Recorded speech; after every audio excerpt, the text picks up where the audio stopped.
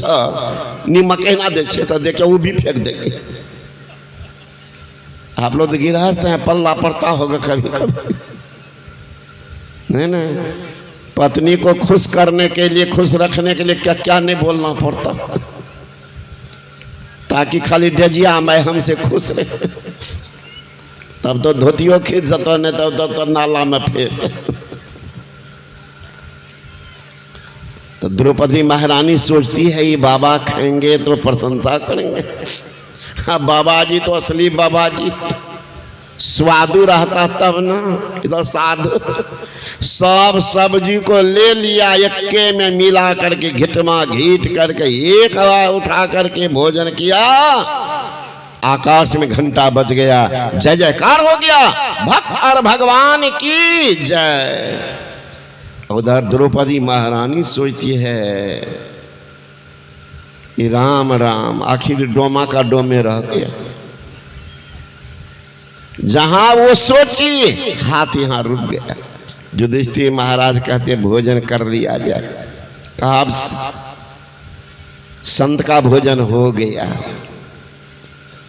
अब डोम का भोजन होगा। कहीं महाराज आपको डोम कौन कहता? कहा जाके पूछना द्रौपदी से, घर में क्या सोच रहे। मन के जाने सभी गुरु, कहा छिपावे अंध, महादुखी संसार में आगे जम का फंद। जाके पूछो। भीम सोचे कि सब कामे को तमाम कर देते, एक के दंड देंगे, गदा चूरम चूर उठा देंगे। चला, तब भगवान श्री कृष्ण रोक लिए। कहाँ जा रहे हैं भीम भैया? करे महाराज इन्हीं कारण महाभारत हुआ, इन्हीं के कारण सारा इनके मुंह में लगाम नहीं। कहा भीम भैया मैं ही जाता। कहा जाओ संत के चरण पकड़।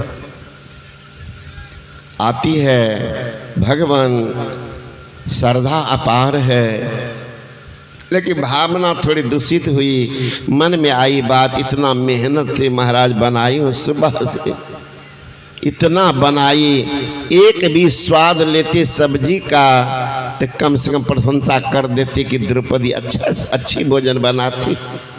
लेकिन आप तो स्वाद लिए ही नहीं, सबको घटमा घीट कर दिए। तो मन हुआ यही बात है, ये पत्ता चटने वाला डोम भोजन की स्वाद क्या जाने। सपच भगवान ने कहा कि द्रौपदी साधु से भेंट नहीं हुआ है, अभी तक जितना मिला तुमको स्वादु मिला होगा, स्वादु, इसीलिए तुमको पता नहीं। मेरे साथ में महात्मा जी चलते थे, नाम नहीं बताएंगे। तो दुनिया खाते हैं गाय का दूध खाते हैं भैंस के दूध।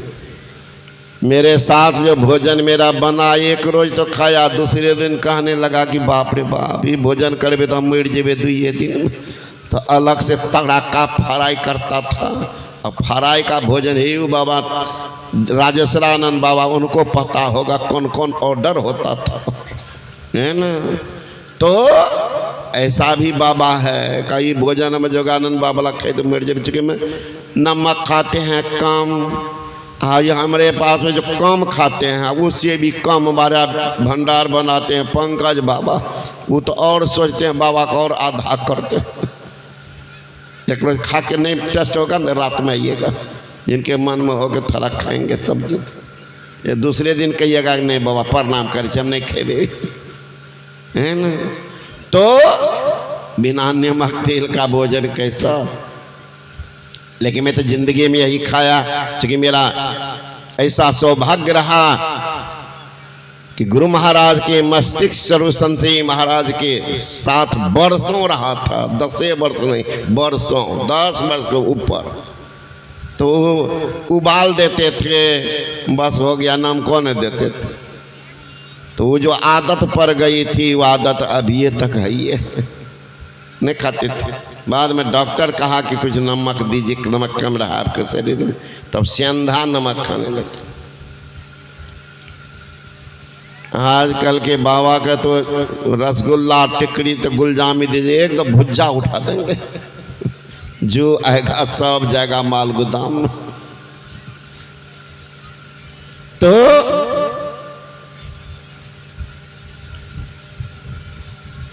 भगवान स्वपच कहते हैं कि द्रौपदी साधु का भोजन था। तक घंटा का घंटा तो बज गया, जग सफल हो न गया। अब घंटा नहीं बजेगा।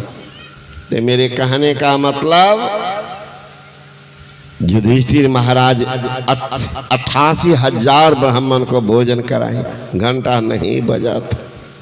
साहब के दरबार में केवल भक्ति प्यार, केवल भक्ति प्यार, गुरु भक्ति में राजी, तजा सकल पकवान, खाया दासी सुत भाजी, जप तप नेम अचार करे बहु तेरा कोई, खाए सबरी के बैर, मुए सब ऋषि मुनि रोई, राजा युधिष्ठिर यज्ञ बटोरा, जोरा सकल समाजा, मर्दा सबका मान, सपच में घंट न बाजा। पलटू ऊंची जात के, मत को करो अहंकार, साहब के दरबार में केवल भक्ति प्यार, साहब के दरबार में केवल भक्ति प्यार। भक्ति बंत अति नीच हो प्राणी। सबरी कहती है भगवान नाम से, हे भगवान मैं आपकी स्तुति किस तरह करूं, स्तुति किस तरह से करो, मैं जी जात के भिलनी अनपढ़ गमार। भगवान राम कहते सबरी जुगी के आगे धुरखेल करते, मुझे पता नहीं है कौन आदमी नीच है, मुझे नहीं पता। अरे नारी निंदा मत करो, नारी नर की खान, नारी से पैदा लिए तुलसी सुर महान। वो नारी निंदा के पात्र, निंदा के पात्र वो नारी है कि भोजन करती है, इन्हें संतान पैदा करती है और 9 बजे दिन तक घोलट घोलट करके सोती है। वो निंदा के पाप। जो नारी ब्रह्मवर्त में उठती है, भगवान का भजन करती है, वो नारी तो पूजनीय आदरणीय। वो जो कलह नहीं करती है, बहू को भी बेटी मान के चलती है, वो नारी निंदा के पात्र। एक जगह को बाप बेटा दोनों बैठा था, ड्राइंग रूम आजकल नहीं चला है, ड्राइंग रूम, उसी में बैठा था। तब तक में किचन रूम से आवाज आई, कोई बर्तन गिर गया था, जोर से आवाज आई। बाप कहता कि बहुत जोर की आवाज किचन रूम में हुई, कोई बर्तन फूट गया। कहाँ माँ गई होगी ना, बर्तन फूट गया। बाप बिगड़ गया, पागल तुमको माँ का अवगुण सूझता, क्या तुम्हारी पत्नी नहीं गिराई होगी, माँ गिराई होगी? कहा कि नहीं पापा, माँ ही गिराई होगी। क्यों? अगर हमारी पत्नी गिराई होती तो जितना जोर से आवाज बर्तन किया, उससे दुगुना आवाज माँ की होती, इसलिए माँ ये गिराई है। चलिए देखने गए, वहाँ देखने के लिए, देखने ठीक है बुढ़िया समेट रही थी, करके देख ली पापा, अगर हमारी पत्नी गिरा देती थी बुढ़िया तो बाल नोच लेती। कहते कीमती सामान को कौन घर के लड़की छे बताओ गिरा दल के, बर्तन फोड़ दल के, वो पागल है पागल, बताओ। अब बेटी गिराई तो वैसे हल्ला करेगी। देख लेन पापा, हमारी पत्नी गिराती ना तो मैं ये हल्ला करती, बेसी बर्तन से बेसी हल्ला मैं ये करती, बर्तन मत कम ही हल्ला किया। तो इसीलिए मैंने कहा कि माँ गिराई हो, तो वही है आजकल, बेटी गिरा देगी, देखिएगा ना पानी एक रत्ती डांटेगी, कैसे पानी गिरा दी है, बस हो गया काम तमाम, उसके आगे नहीं बढ़ेगी, वहीं पर बोल कर छोड़ दिया। आ कहीं पुतोह गिरा दी पानी, तब देखिए बुढ़िया को 4 अंगना जाके हला कर गए, केहन घर के लड़की छे है, तो कहाँ पर पानी गिरेल कर, आखिर तो बच्ची है बेचारा दूसरे घर की, उसको दुख नहीं लगता होगा। माँ का प्रेम दीजिए, सेवा करेगी, सेवा करेगी। आप देते हैं पुतोह का प्रेम, तो वो तो सास मानेगी, थोड़ा इधर कीजिएगा तो लतिये वो करेगी। तो अब न कहने आते बाबा हमार पुतोह बड़ा खराब छे, पुतोह बनल हो कहाँ तो खराब छे, पुतोह तो 1 नंबर के छो, तू नेप के दे छो, इतने बनई हो, इतने बनई हो, फ्री कैल हो कहाँ, बेटियों दे दो नेप के, बेटी तो ललका दलका छाती पर चढ़ के ललका गेलो, जे सेवा करता तकरा ले देखा अब बीच बीच में आती भी है बेटी सब, बेटा कीजिए, पोता का मुंडन कीजिए, पहुंच जाती है income tax low income tax लेने के लिए पुतहुआ को इनकम टैक्स ले छो वो तो फिर लबिए के तो वो कर सेवा ने वो कर आदर ने इनकम टैक्स वाली का आदर तो कैसा होगा बता। तो कहते हैं सबरी कौन नारी निंदा के पात्र है मैं जानता, भोजन करती है भजन नहीं करती है, 9 बजे दिन तक घट करके सोती हो, निंदा के पात्र। इसलिए सबरी कुछ करना हो, प्रथम भगति संतन कर संगा, दूसर रति मम कथा प्रसंगा। हे शबरी संतों का संग करो। क्या शबरी संत का संग नहीं की थी? संत के संग नहीं की होती रामायण में कोई सा पात्र ही नहीं है जो गति सबरी की हुई या उनकी भी हुई है। एक भी बता दीजिए। अरे भगवान को प्राप्त करने का जिनको सौभाग्य प्राप्त हुआ बेटा के रूप में राजा दशरथ को, उनको भी वह गति नहीं। राजा दशरथ कहाँ गए हैं? राम राम कही राम कही, राम राम कही राम, तन परिहर रघुबर बिरह, राव गए सुरधाम। राजा दशरथ कहाँ गए? सुरधाम।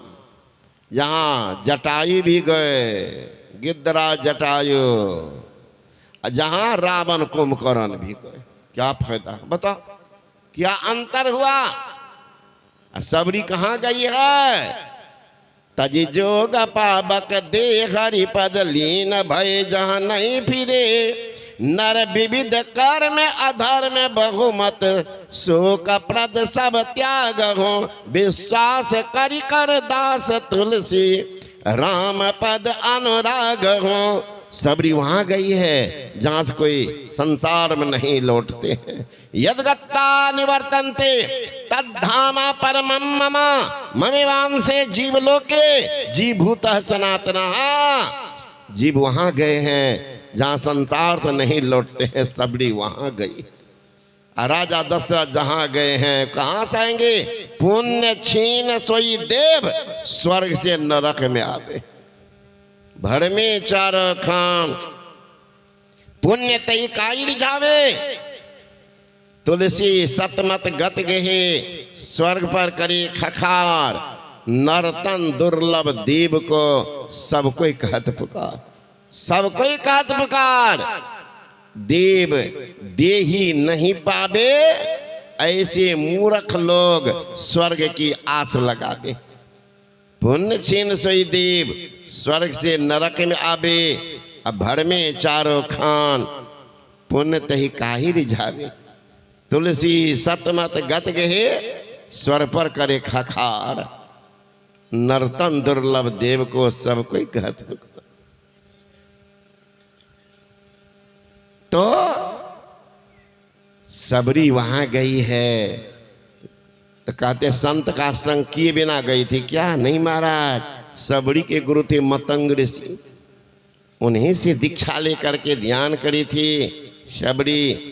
ये तो गुरु ने आदेश किया था कि सबरी इस कुटिया में रहना, भगवान राम आएंगे धराधाम पर तो इस कुटिया में भी आएंगे। अब देखिए भगवान राम का भी अवतारण हुआ, जन्मन हुआ, जन्मन हुआ है। अब मतंग ऋषि भविष्यवाणी कर रहे राम आएंगे तो इस कुटिया में आएंगे, तब तक सबरी रहना। तो गुरु का आदेश मान कर रह गई, तो उनको कुछ करना था क्या? वो तो सब चीज से निवृत्त हो गई थी, निवृत्त हो गई। संत महात्मा गण कहते हैं करो क्या? प्रथम भगति संतन कर संगा, और दूसर रति मम कथा प्रसंगा। मेरा कथा जहां हो, रति मन तल्लीन हो करके सुनो। दूसर रति मम कथा प्रसंग, गुरु पद पंकज सेवा, तीसरी भगति अमान। ए लड़के, तुम लोग आगे में बैठ करके गप मारती हैं, बताओ, सुनने आई है कि गप मारने? अब बैठ गई है शाम से आगे में, जाओ ना पीछे में बैठना, खूब गप मारना। मोबाइल नहीं है, मोबाइल ले लेना कान में, तुम उसके कान में बोलना, उसके कान में, मुंह से कह के लिए बोलेगी।